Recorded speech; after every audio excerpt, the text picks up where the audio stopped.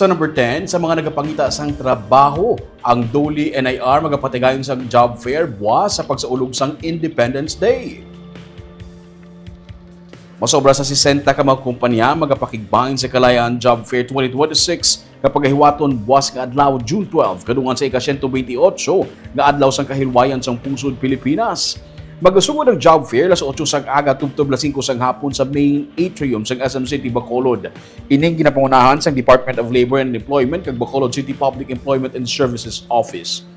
May 8 ka mga overseas companies ang kaupod sa siniga job fair. Kalabanan sa mga job vacancies ang mga skilled workers, manpower, nurses, kag teachers. Samtang, masobra naman sa 60 ka mga lokal ng mga kompanya ang may mga job opportunities man diri para sa mga nigrense nga wala pa sang trabaho. Mayaraman sang Independence Day Civic Military Parade kapag hiwaton sa syudad sa Bacolod. Na 7 sang aga humalin sa BCGC grounds, padulong sa The Upper East sa Mega World. Ginabisuhan ng syudad.